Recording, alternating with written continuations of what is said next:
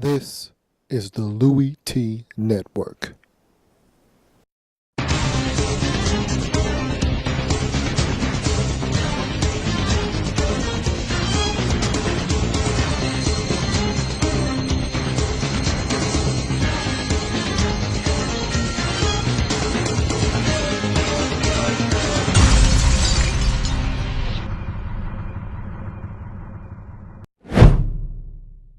You're looking for some excellent National Football League analysis, aren't you? That's why you're here, isn't it? One question. You're in the right place, but why are you all in my face? That's right. Don't watch me. Watch TV. But wait a second. Oh, yeah. I'm on TV. So watch me. Welcome to the program. It is Week 9, Pro Football Central Weekly. I am your man, Louie T. Thank you for joining me. So, lot to get to. Don't want to waste a lot of time. However, do have a little bit of plug. And you know, we got to give the shameless plug. Normally it's at the end. Let's get it out of the way now so we don't have to worry about it later. Visit the site, profootballcentral.com. There's all kinds of things. You're the lay fan, just want to snoop around, see what's going around the league. Hey, knock yourself out. It's there. It's all there. Print articles, you name it. You're looking for it. It's there. You're looking for something a little bit more in-depth. How about a podcast? Many of them to choose from. You're looking for a specific team. They have it. Find it on the site, profootballcentral.com. So, week number 8. Look, it's so easy to forget about Thursday night football. It happens so far away. It's almost out of your mind by the time you get to Sunday. Now we're on Wednesday, and it's almost time for another Thursday night game. But don't want you to forget what the Carolina Panthers were able to accomplish last Thursday against the Tampa Bay Buccaneers, disposing of their divisional rivals 31-13 and extending their winning streak to 3 games. They're now over 500, and this is still mind-boggling to me, for the first time in 5 seasons. And so Panthers playing better football. They get it done on the road. Big win for the Panthers. Tampa Bay continues to be a mess. They're now 0-7. You look at the Sunday slate of games, and I told you this was going to be a relatively easy week to pick, and I told you that this week wasn't going to be full of suspense and drama. A lot of games that weren't going to be close, and we had that. Jacksonville disposed of in London by the San Francisco 49ers. That was a blowout. And you knew that was going to be a blowout. The Green Bay Packers on Sunday Night Football take care of the Minnesota Vikings. A little bit of family business. You figured that would be a blowout as well. So we had our fair share of teams being steamrolled. But the Cleveland Browns put up a fight with Jason Campbell. And like I said, he's not going to win you football games, but he's not going to lose you them either. That's why they were in that football game. Kansas City couldn't shake free from Cleveland, but they ultimately got the win. Did the Kansas City Chiefs. They go to 8-0 on the season, and the Browns fall just short of handing the Chiefs their first loss of the season. So maybe there is some hope in Cleveland. It's not a huge ray like you got from Brian Hoyer, but maybe there's a small ray of hope that this season won't be a total, absolute, abject disaster now that Jason Campbell's in there. Maybe you might win a couple of games that you didn't expect. I don't know. If you ask Cleveland Browns fans, they probably just want to get a very high draft pick and get a quarterback. I'm not one for tanking the season, but hey, Jason Campbell gives you a better opportunity to win than Brandon Weeden does. That is for certain. You look at some more games over the Week 8 slate, and New Orleans comes off the bye, gets it done versus the Buffalo Bills. They struggled early on. Bills hung around for a while, but in the end, the Saints were the better team. They were the fresher team. They got it done. They go to 7-1 on the season, 6-1, do the Saints on the season. You look at another team that was able to get it done coming off of a bye. That would be the Arizona Cardinals taking care of the Atlanta Falcons. And that was a nice win for the Arizona Cardinals at home. A little shaky performance against Seattle on Thursday Night Football a week ago. They follow it up, and Andre Ellington has been a star for this team. No Rashad Mendenhall, no problem in this game. Andre Ellington picks up the slack, has a breakout game, and they win at home in convincing fashion over the lifeless Atlanta Falcons. And I told you this team isn't going to be a good team this year. And I put the hex on them anyway. They lost me my survivor pool in about week number 5 against the Jets in a game they had no business losing at home on Monday Night Football. I put the hex on them, so they're finished. And I'll continue to make sure that they crumble into a big heaping pile of garbage as this season continues to unfold. They did me in. Now it's my turn to do the Atlanta Falcons in this season. You look at another game that was a solid matchup, and the Redskins hung in for as long as they could. And they were even up 14 in this game, but at the end of the day, the Denver Broncos were at home. They were the better team, and you knew at some point the light switch would come on and they'd get it done. Now, who saw them actually scoring about 38 points in a span of 16 or 17 minutes? I don't know if anyone saw that coming, but that's exactly what happened in this game as they disposed of the Redskins in a big manner at home. But it's funny, and I'll explain that a little bit later as we get to the Dolphins in the Thursday night game. Speaking of the Dolphins, they had the New England Patriots on the ropes. A typical Dennis Green game here. We knew who they were. We had them. They let them off the hook. And they were up 14-0. They were up 17-3 in this game. And they let the New England Patriots run off 24 unanswered points to win that game 27-17. So that's a tough loss to swallow. And I'll talk about that a little bit later as we get to Thursday Night Football, because the Dolphins will be hosting Thursday Night Football versus Cincinnati Bengals. We'll handle that in the second half of the show. You look at another game, and this was the best game of the weekend. Talking about Dallas Cowboys at Detroit Lions. So much action in the second half of this game. First half, a bit of a snoozer, but it was still competitive football. But the second half was what we expected from the start. A lot of points, a lot of fireworks, back and forth. And it came down to the wire, a heck of a finish.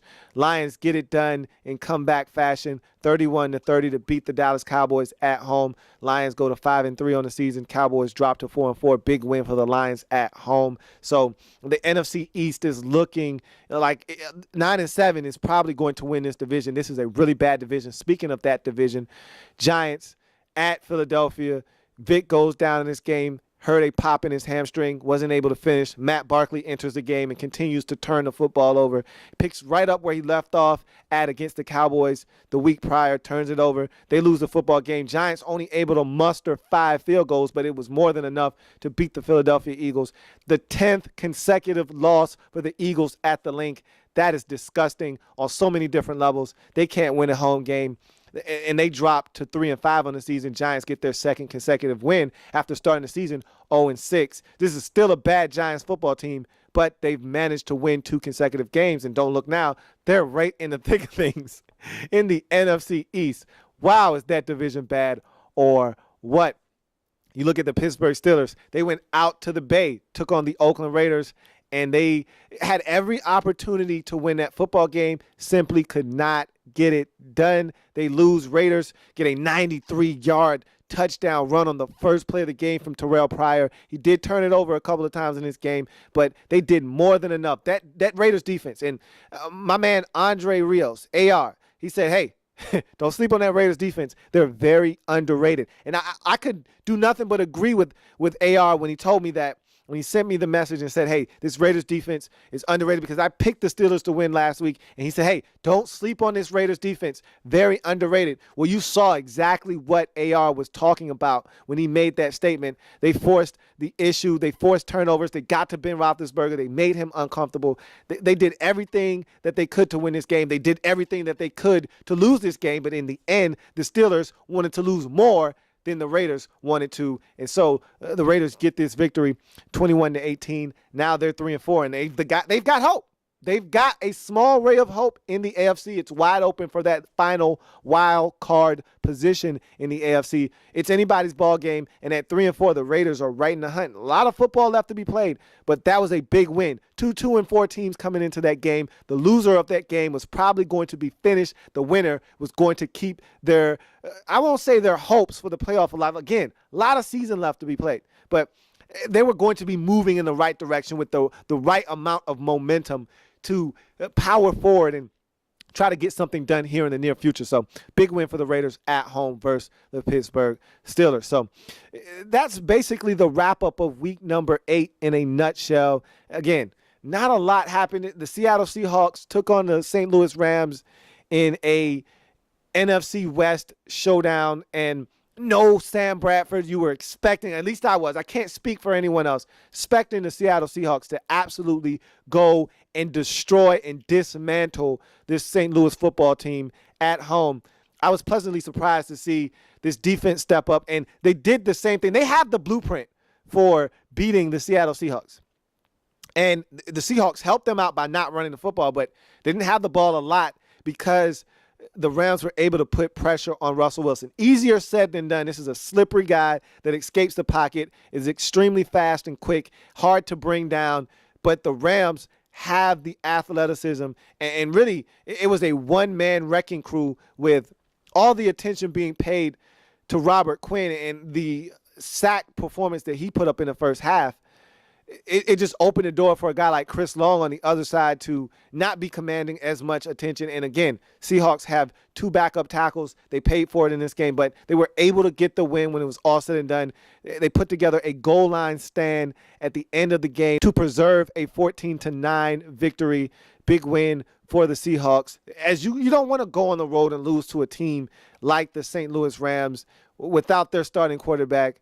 That would have been a horrible loss. And again, 49ers playing such good football. You don't want to slip up and give the 49ers a chance to be tied with you, and you still have to go. You already used your get-out-of-jail-free card, which was playing them at home. You already used that up. So you need to have a one-game cushion, minimum one-game cushion when you go to San Fran, because I don't know if you can go into San Fran and win or not. It's possible. But you haven't been able to do it yet with Russell Wilson at the quarterback position. So you want to be able to say, hey, we got a one-game lead on these guys when you're going into that game. And you want to be able to say, hey, we haven't lost in the division either. So if we lose this game, we'll be looking at a tiebreaker elsewhere. It won't come from within the division. It won't be because we're down in the division or we've got the same record as them and they beat us and now they leapfrog us. You want to be able to say, hey, we've got the same divisional mark as you if we lose that game. We've got the same record as you if they lose that game. Now we got to go to tiebreakers elsewhere, and hopefully you can come out on top there if you are Seattle. So that was a huge win for the Seahawks to get it done on Monday Night Football and not fall back to 6-2 along with the San Francisco 49ers.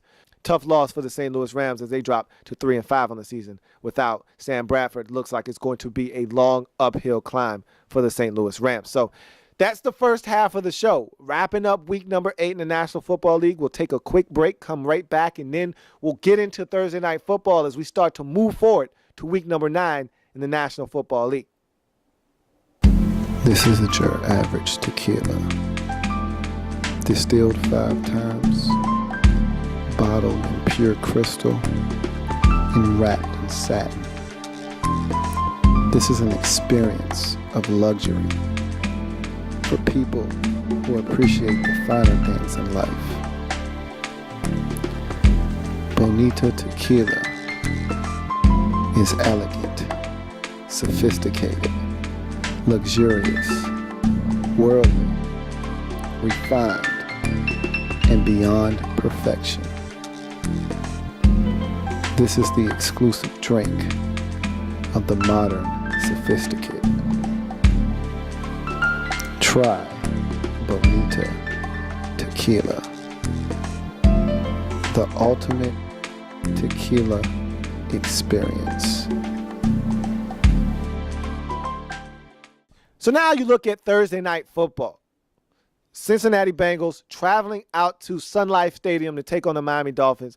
And give you a little backstory before we dive into this game. I got a message from one of the viewers, and it's a guy that talks about the Dolphins all the time, huge Dolphins fan, D Nasty boy. And I tell you what, D Nasty, he said something that resonated with me. And I talked about the Dolphins and how they've pulled the wool over everyone's eyes this season and how they've done the one thing you don't want to do to fans. You don't want to give them a false sense of hope. That's the worst thing you can do. Nothing's worse than you getting your hopes up and your expectations are now heightened only to have your legs undercut from you. It's like you asking for something for Christmas and you've been asking for it all year long. And you're expecting to open that present, and there's a present under the tree that looks exactly like the thing that you think you're getting. And you open it up, and it's not what you asked for, and you didn't get what you asked for. You got your hopes up, and you thought you were getting it, and it's not there. Crushing. It's a crushing feeling to start the season 3-0 and then drop 4 straight. You know, having everyone think that maybe this is the Dolphins' year. Maybe they're going to take this division from the Patriots. Now they're losers of 4 straight, and they're nowhere in the rearview mirror of the New England Patriots. Then they jump out on top of the Patriots in that game in week number 8, 14-0. Then they have a 17-3 lead, and they blow it, give up 24 unanswered, and lose the game. And D Nasty said, essentially, I would have much rather been blown out of the stadium than to have a 14-point lead on 2 separate occasions and blow the lead. And I know exactly where he's coming from as a Redskins fan. I would have much rather had the Denver Broncos just annihilate us from the opening snap than to go up 21-7, that same 14-point lead that they had against the Patriots. We had in the third quarter versus the Denver Broncos, only to see that game absolutely get out of control in a hurry. So I know exactly where he's coming from. Sometimes you get in that prize fight and you much rather be knocked out in the first round than to go 12 rounds, feel like you have won the fight, only to have the judges tell you that you lost on all 3 scorecards and it wasn't even as close as you thought it was. Sometimes you just rather just know the outcome than to hang around, and then have someone tell you no at the end of the game. And so that's what happened to them. That's what happened to the Redskins. They need to bounce back. This is a dangerous game for the Cincinnati Bengals because the Dolphins are desperate. Their backs are against the wall. After starting the season 3-0, they're running out of real estate. They don't have anywhere else to go. Their back is squarely against the wall now. If they lose 5 in a row, they can go ahead and wrap it up this year because even though the Patriots aren't playing great football, even though the Jets aren't playing great football, you can't continue to lose games and think that you're going to gain ground on other teams in this division.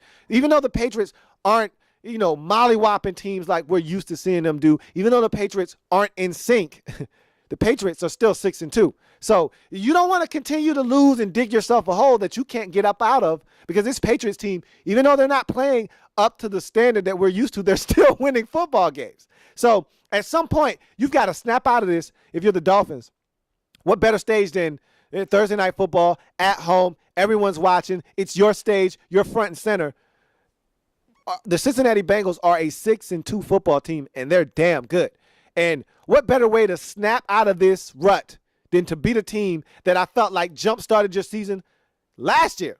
You went to Cincinnati last year, and you beat the Cincinnati Bengals in Cincinnati, I thought, which was a task that I thought was unachievable for you, unattainable. You went out and you did it. You played sound defense. You scored just enough points, and that prompted you on a winning streak last year that saw you climb back to 500, only to have your season fall apart last year. Maybe the Cincinnati Bengals are the antidote for you again this year. Who knows? We'll see, but this is a huge game for the Dolphins at home. If they can't get this one, if they fall in this game, I don't know what's going to become of this Dolphins season. If you look at the Cincinnati Bengals and this game from their perspective, they're on a heck of a tear right now. And they beat Buffalo on the road. They beat Detroit on the road. They went home, and they absolutely destroyed the New York Jets, annihilated them. And so now this Cincinnati Bengals team is playing with the utmost confidence. And Andy Dalton is playing at an extremely high level. Marvin Jones balled out of his mind last week. We know what A.J. Green is. You're not fully green unless you're A.J. Green. He's money. And so all of a sudden, guys are stepping up. Jermaine Gresham starting to have his presence felt on this offense. Guys are starting to make plays. The Cincinnati Bengals defense has been good from the start. Now they're getting support from this offense. This is a dangerous team. I want more reassurance that you get it on the road. I want more reassurance that you can go take this running game, take this offensive attack, take this defense out on the road, bang some heads, and come out with a victory. I need to see more proof that you get it on the road. Here's a golden opportunity. A struggling Miami Dolphins team loses a 4 straight. At home, they're reeling. All you got to do is deliver the knockout blow. They're there. They're on the ropes. Their legs are a little wobbly. They're a little jelly-like. All you got to go in and do is hit them with a vicious right hook. They're going down, and they're not getting up. Can you go into Miami and absolutely disrespect the Miami Dolphins? That's the key. No time for being a nice guy here. Go into Miami, knock on the door, punch them in the face, go into the house and raid everything you want. You want snacks, you want all of their beverages, you want the remote, you want the TV, you want the computer. It's all yours. It's there for the taking. Whatever you want, it's there. You just got to go and you got to take it. They're not going to give you anything. Go into Miami and take what's yours. And if you are the Cincinnati Bengals, here's another opportunity to prove that you can not only get it done at home. You're undefeated at home. You're flawless at home.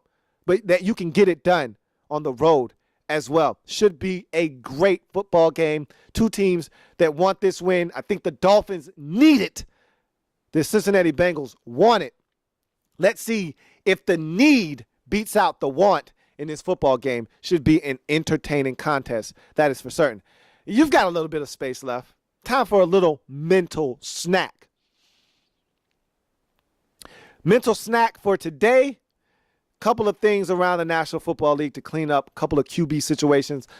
Buffalo looks like they might have to start Jeff Toole again. We've been down this road.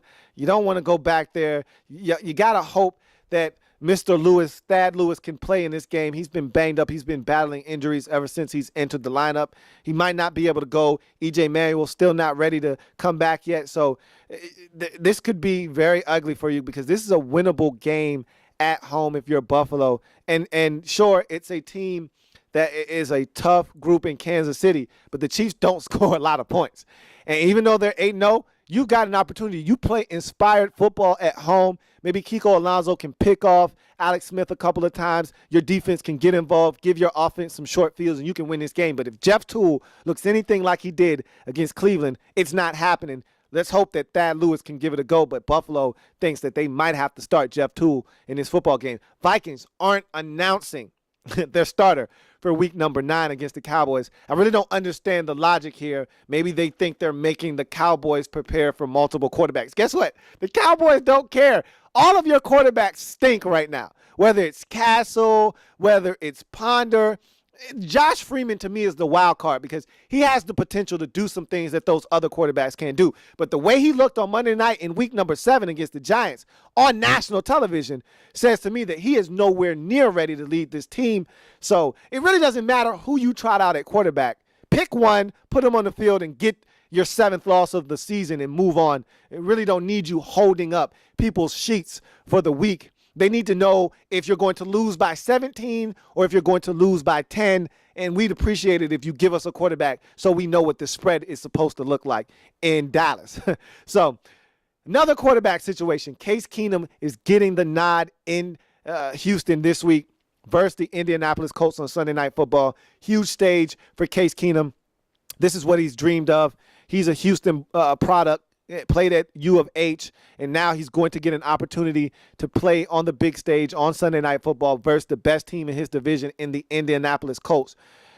The Colts need to be careful here. This guy showed a lot of moxie and poise against the Kansas City Chiefs on the road, and Gary Kubiak has left the door open for a return from Matt Schaub, but if I'm the Houston Texans brass, I don't want to see Matt Schaub anymore. If Case Keenum plays some solid football, from here on out, he's my starting quarterback. If he struggles and he doesn't give you the best opportunity to win, then you turn it back over to Matt Schaub for the remainder of the season, and then you got to go in the draft, and you got to find the future of this franchise. But if Case Keenum shows out well, maybe you found that guy right here, and you can start building toward the future right now with Case Keenum, and you can get this thing jump-started a lot sooner rather than later. So, again, much like Week 8, not a lot of matchups here that really get you stimulated, but there are a couple that have jumped off the page at me, a couple of teams that need wins desperately. I already talked about Thursday Night Football.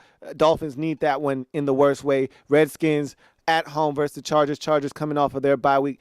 This is another one of those must-win games for the Redskins. Even though this division is terrible, if you're the Redskins, you can't keep digging yourself deeper and deeper into holes. You got to find a way to stop digging and start climbing out of this hole that you've dug yourself. You got to have this one. This is much like that Chicago game 2 weeks ago at home. You got to have it, or else your back is up against the wall, and maybe, just maybe, your season could be over in week number 9 if you can't beat the Chargers at home. You look at another game, Packers at home versus the Bears. If you're Chicago, no, you don't have all of your weapons. Your gun is not fully loaded, but you got to go in there and see if you can steal one from the Packers. The Packers are just as banged up as you are, maybe not as critical of injuries as you have. They don't have a quarterback that is injured at the starting quarterback position. They have their best defensive player injured. So you can relate to that. So they've got missing weapons all over the place. No Jeremiah Finley. Don't know if James Jones is going to play. He may play. He may not play. No Randall Cobb in this game. They're banged up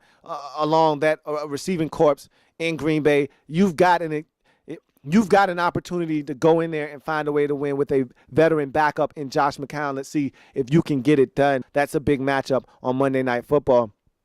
You look at the Titans at St. Louis. If you're the Titans, you got to find a way off this bye week to get off of the schneid. You've lost 3 in a row after starting the season 3-1. Now you're 3-4, and this thing is slipping away from you right in front of your eyes. You've got to go out and beat a team that's decimated by injuries in the St. Louis Rams. Harvey Dahl is out now, and no Sam Bradford. You got to go in and you got to find a way to win this game on the road versus your ex-coach in Jeff Fisher. Find a way to get it done, or else in Tennessee. So those are a couple of games. There could be a couple more. Maybe Bills hosting the Kansas City Chiefs is one to keep an eye on, especially if Thad Lewis can give it a go. If Jeff Toole is out there, I just don't see them winning that game. Patriots hosting the Pittsburgh Steelers doesn't hold the luster that it normally does, but again, still Patriots, still Steelers, still should be a solid football game. So those are your matchups in week number 9 to keep an eye on. Eagles at Oakland, also another game worth keeping an eye on. But not a lot of games that really get you excited and get your juices flowing. But again, there'll be a couple of surprises. There'll be a couple of games that end up being a lot better than we thought. So that's going to do it for this installment of Pro Football Central Weekly. Myself and the Pro Football Central staff, thank you for joining me here on the program. Remember, we are Pro Football Central. Enjoy the football. Enjoy the festivities over the weekend. Enjoy Thursday Night Football. Come back next week. Break it all down. Recap week number 9 and start looking forward to week 10 in the National Football League. Have a good one. Enjoy. See you here next week.